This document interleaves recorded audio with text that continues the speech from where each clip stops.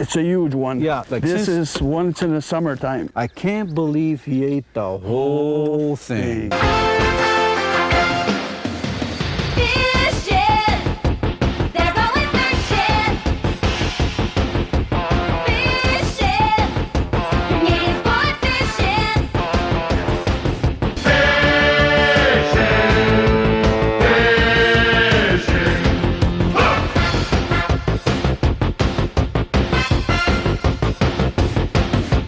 Canadian Sport Fishing. Brought to you in part by Ford Trucks. Built Ford Tough. Canadian Tire. Let's get started. Rapala. Crafted from experience. Canadian Power and Sail Squadrons. Volunteers teaching safe boating.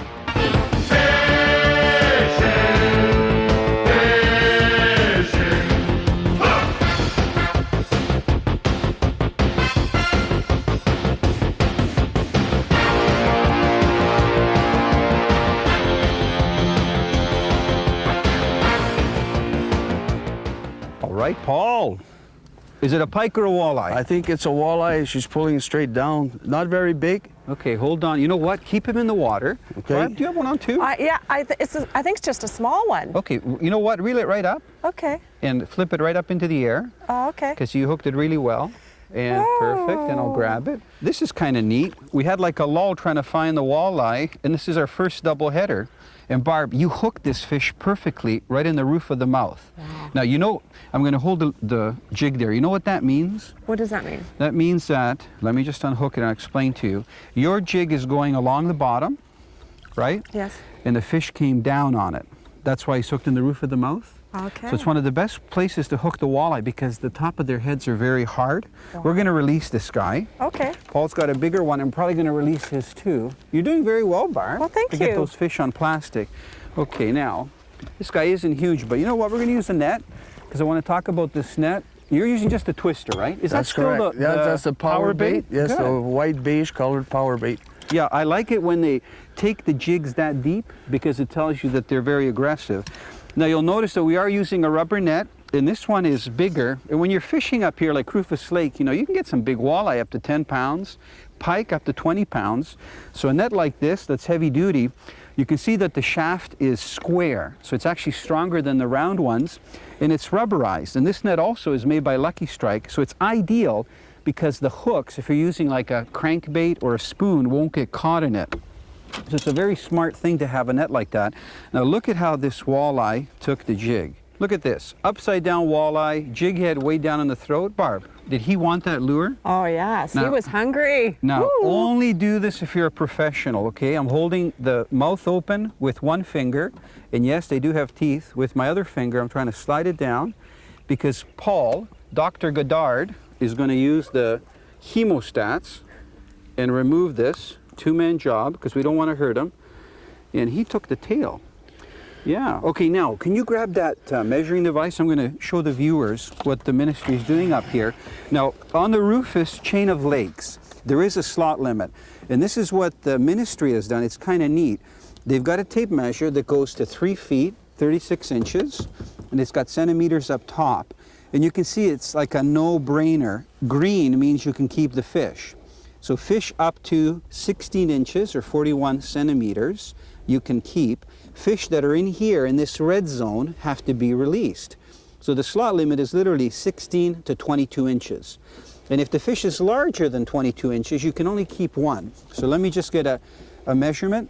Guess what? We got to release it because this fish is about just over 16 inches, not by much. So I'm just going to suspend him in the water because I don't want to hurt him. Look at those colors. Barb, they're so bright. Barb, how do you do it? Like, tell me, no, but explain to the viewers, when you fish this plastic, what does it feel like? It's all in the touch. Well, what do you mean in the touch? Well, you know, you put your line out, you keep popping the bottom, right? Yeah. And all of a sudden, you get a tug.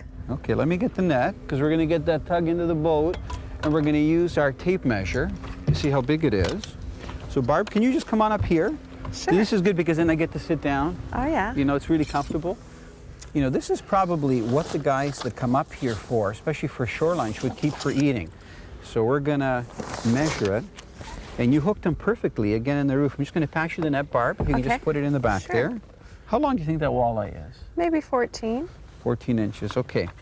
Let's use this handy dandy tape measure. Maybe if you can hold a tape measure, Barb. Sure. And with 2 hands, we're going to put the rod down. Okay. Paul, look at our guide's our helper. Perfect. And let's see now. Paul mentioned something very interesting.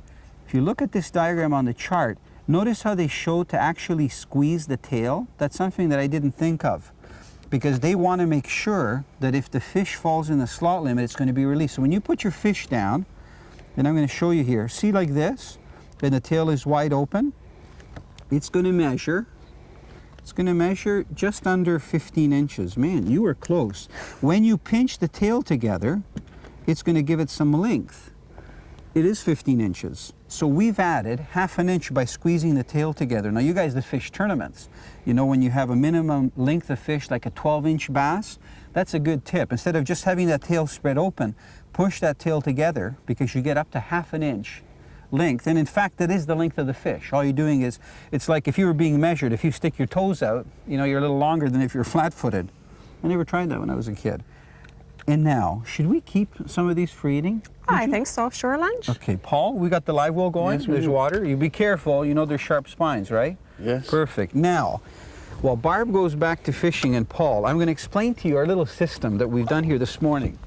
We started off literally fishing about 500 yards from Rufus Lake Lodge. And our plan today was to go straight for pike. And we had a meeting. The committee got together and we decided to stop and try fishing the flat in case there were some walleye that were hanging around from the night. Because yesterday when we fished in the evening, we caught some small fish, but nothing of any size or concentration. So we caught a couple of small fish and we worked our way for about 1,000 or 1,500 yards. And then we came to this area that's a little deeper, it goes down to 30 feet. Now we're using the Minn Kota electric to get around in this Vexlar sonar. In this boat we actually have 2 sonars, one that's on the dash, and I brought this little Vexlar that I've attached, I'm going to show you, right to the electric. Now we've got the anchor line, which I'm going to explain to you in a minute. So I'm going to pull it up so you can see it and I can explain to you how I've attached it. There's the transducer. Now you can see that it's got a suction cup mechanism and the rope that comes along with the bracket, so that when you put it on the transom, once you put the suction cup off, if you go faster with the boat and the suction cup comes off, you have the rope to tie it so you don't lose it. But what I've done is I've modified it. I've put the suction cup on the side of the electric, then I've taken the rope and put it around 3 or 4 times, and I have the transducer as horizontal to the bottom as possible. And by horizontal means it needs to be flat, not pointing back or pointing forward or tilting in or out, flat to the bottom. So that tells me exactly what the depth is below us and if there's any fish underneath me. And it's really handy when I'm trying to look for walleye. So here's the actual screen. You can see that it's reading about 16 to 17 feet because the current is swaying the boat a little bit on the anchor. Now this is a very interesting Vexlar unit. First of all, it's very compact and portable. I'm going to show you in a minute how portable it is. It's powered by 6 AA Duracell batteries. And if you look here, it's got a split screen. This image that you see right on the bottom here, on this right side, is like a flasher sonar. It's giving me the exact depth reading on the right. So you can see that it's not really changing the depth because we're stationary.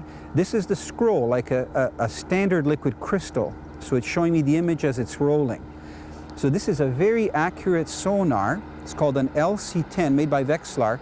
And look at how compact it is. When you pack this away for a trip, you literally tighten this down, take off these 2 things, and this is the sonar. That's where the 6 AA batteries go. Extremely compact. You can mount it on the transom or on the electric like I have. Now the other thing that really helps us today, we're using a deckhand. This is a 35-pound anchor. It's made by Minn Kota. And we've let out quite a bit of rope. Now, you know how in Canada, everybody's going to have to be qualified to get an actual operator card for operating a motorboat? When you're setting an anchor, I'm going to give you a tip, which is one of the questions that you may be asked. You should always leave out 5 to 7 times the length of line more than the depth of the water. So if you're in 5 feet of water, you want to go at least 5 to 7 times that depth. And the reason you want to do that, you want to have a nice angle so that you're safely anchored. A lot of people will anchor and they'll have too loose of a rope. It'll go straight up and down. So if it's wavy, the front of the boat can actually take water over the front. So it's very dangerous. So if you want more information on that, you can go to the Canadian Power and Sail Squadron and you'll get all the information. Now, if you're rigged up like this, you're going to catch lots of fish. And don't get discouraged if you're catching smaller walleye, and don't move, because eventually you're going to get those keeper-sized fish, just like our first one that we put in the boat. Okay, let's get at her. I was using a spinner that I make myself, and when it hit, it just, the rod just bent right over. And probably about 5 minutes or so to get her in the boat there, because I don't like to hurry them. I like to go slower so I don't hurt them. So it was great. We had the measuring tape and the camera and everything with us, and we thought, this would be wonderful. Let's send her in. But yeah, this was my birthday present. My birthday was 3 days afterwards, and so that was my birthday present. I got a nice pickerel. Perfect. How old are you? You want to know? I'm 48 years young. Hey, hey, hey. Barb, finally a fish off the front of the boat. Oh, pretty good. Now, I don't know if it's a little pike, it's a little walleye. Feels good. It hit on the drop. Now, one of the things I get to do when we travel like this is experiment with new products. And what I'm fishing with is something that I was looking forward to fishing with all winter. And it's the new Storm, I think they call it the Laser Eye Minnow. I'm going to look at the package in a moment. And Barb, why don't you get that tape measure? We're going to see. I got a feeling this guy might be too big to keep, but we'll try it. This guy just socked it off the front of the boat, 18 feet of water. And boy, those hooks are sharp. Okay, Barb, if you can hold it tight and maybe hold it that way so that everybody can see. And I'll try not to let this thing flop out of my hands. And let's see, we're going to pinch the tail. And you know what? He's a 16-incher. He's under that. Yeah, he's a dinner fish. Green means you can keep them. Red means let them go, let them grow. And if they're up here yellow, you can only keep one. Now this one's a perfect size. I'm just going to switch them here. Look at how plump they are, healthy. And you know what? You get very nice fillets out of a fish like that. One fish like that is a meal even for a big guy like Paul or myself. So Paul, if you could just put them in the live well, watch those spines. Now let me tell you about these shads. And I gotta take some of my luggage out. You like this? This is where I keep my plastics. This is the Tackle Logic tackle bags. And this is the shad right here. Now does that look like a little minnow or what? First of all, this is a pearl color. It's 3 inches in size. And probably the thing that's hitting you right off the bat is the jig head is inside the plastic. It's not outside. And it's got little eyes, very sharp hooks. Now let me show you what the packaging looks like. I was saying earlier, these Tackle Logic bags are perfect. I've got about 5 pounds of plastic and jigs in here, and you can see they're attached on rings, and they're in Ziploc bags, which is perfect for plastic. It separates them from the jig heads. And I'm going through my selection. Look here's the Storm. They're called Walleye shads. And this is like a shad color. You can see clear. Chartreuse, which walleye really like, and the pearl that I'm using. Now they've got a handy zip opening on one side, and I'm going to show you that every one of them has the jig head inside, and they put this little bit of tubing, plastic tubing over the hook so you don't hook it into the bag. They smell like anise, which is an oil that actually covers up human scent, and you can see that they sure look like a real minnow. And that's one of the things that really attracts those walleye, because they eat a lot of bait fish. Kapuskasing, Ontario is well known for its fishing, hunting, and snowmobiling and many other outdoor activities. Forestry is an important industry in the region, and each year the city of Kapuskasing is the site of the Lumberjack Heritage Festival. Lumberjacks from across North America compete to see who'll be the next reigning champion. When it comes to fishing, anglers traveling to the Kapuskasing region can choose from lake trout and brook trout fishing to catching tasty walleye and trophy pike. Rufus Lake Outfitters was the base for this week's adventure. Located on the main lake, Rufus offers modern, well-kept, and clean efficiency cabins that have all the amenities of home. There's docking for boats and a fish cleaning station right on the water. The scenery here is picturesque and the fishing possibilities endless. If you're looking for excellent wilderness walleye and pike fishing that you can drive to from the Toronto area, definitely make the Kapuskasing region one of your destinations. Now this is amazing. You know, we're hooked up on bottom in the right spot, And I made about 10 casts with this new Shad Rap. This isn't a big fish. We're going to measure it. He was right in the middle of the channel. And it's kind of neat, you know, because we're casting here into 9 feet of water. The boat's in about 7.5 feet of water. Middle of the day, bright sunny skies, and this fellow hit a crankbait. And I think what these walleye are doing, they're laying out there in the middle. They're not very active right now, but if they get something like this going by that looks like a little smaller walleye, they won't hesitate to hit it. Now let me show you this. Look at that, color-wise. Are those close? Look at the modeling on that walleye, and look at the modeling on the lure. So I think Rappel has done an excellent job to make that little Shad Rap look like a tiny walleye. Maybe the eye could be a little darker, but you know what? Same colored back, so you can see why I hit it. Now, let's take a measurement on this fish. And I'm doing this one on my own so that Paul and Barb can still fish. We're there, and coming up. You know what? This is 15.5 inches. It's good to add. We've got 3. This will make 4 fish. I think if we get one more, we'll have a nice meal. And Paul, if you would be so kind, I know you got to stop fishing for a second, to put him in the back. This is great. We were in the Italo River and we were fishing for, we were trolling for walleye, and I caught the bass 6.5 pounds and 21.5 inches. I caught it under a power, and I had fun. And it jumped 8 times. And that's it. Now, you were saying that you've been fishing these lakes since you were about 13? Yes, yes. Wow. When I was younger, we came out here a lot as families. And a few people I used to bring out. Good walleye. Nice fish. Remember earlier I was telling the viewers that those long cast minnows are good for walleye? Guess what? Beautiful color. I'm surprised that this walleye hit that big a one, but then again, it's a good sized walleye. Oh, see if I can get him in. Now look at how his fins are. I wonder if he was attacked by a northerns. His fins are all frayed. I don't think this fish has been eating well because it's not really heavy. Okay, from there, he looks like he's 19 inches. Perfect, we got to release him. You know, it's nice when you get fish that are too big, but very healthy walleye. He's got these frayed fins. It almost looked like he got snapped by something, like a northern pike. And he'll take off real quick. There he goes. No, you're okay. Showtime. Oh, is it huge? It's huge. It's at least 6 pounds. 6 pounds, what? Right there, right there. Okay, right there, hold on. Can I use the net? Yes, sir. Okay, you don't want me to play around and grab it with my hand? Oh, it's a beauty. Maybe. No, wait. Tell me, from the amount of walleye that you catch here, like This is once in the summertime. that is a nice walleye.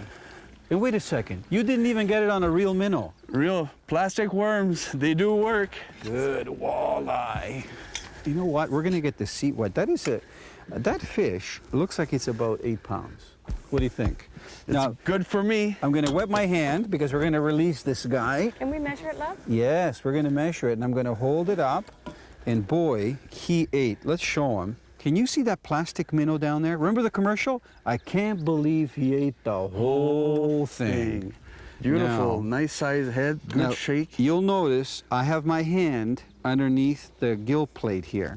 I don't want anybody to think that I'm messing around with the gills. I'm not. I'm not touching the gills with my hands. I'm being very careful. This is a very common way to hold large walleye.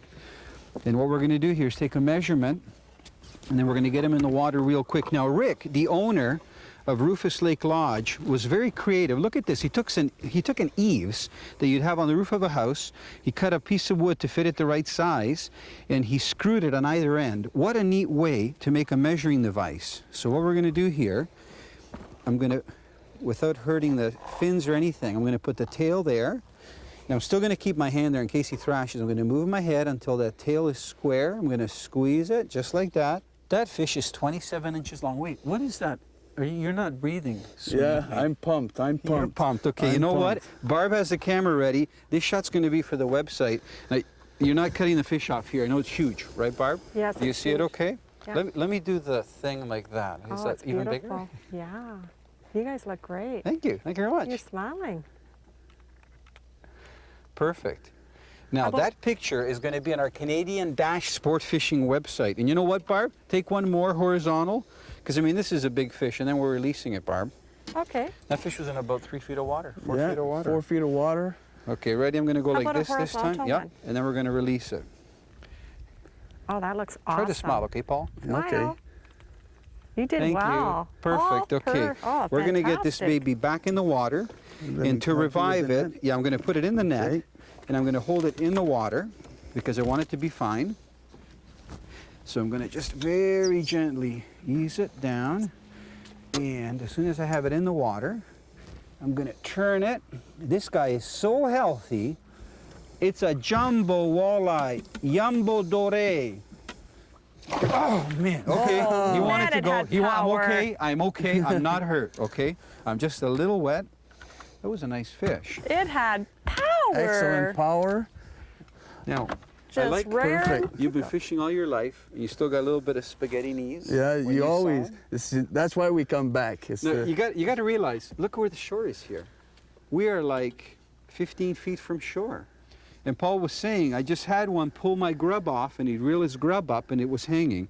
That was awesome. Yeah. And we're about an hour and a half maybe from Kapuskasing. That's correct. And we're staying at Rufus Lake Lodge, and there's so many places to fish here. What's the name of this lake? This we're at Do we want the, to tell them or not? Okay, Yeah, we can tell them. We're at the entry of the inlet lake. Okay. This is the opening coming from the Opasatica Lake to the inlet.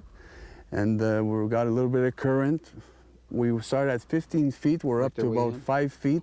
We got a few hits and hopefully a few more of those big head Sound like a shakers. guide. Okay, so how many if a person stays at Rufus Lake Lodge, how many lakes can he fish? Rufus? Yes, Rufus, Pendleton, Opasatica Lake, Inlet Lake, and Usenack Lake. Also, there's a small lake that we went to yesterday through the Where we got some passage pike. where we got a nice sized pike, and we should get a few more of those today. Amazing. Hey. Okay, let's go back to some fishing. Okay, let's go fishing.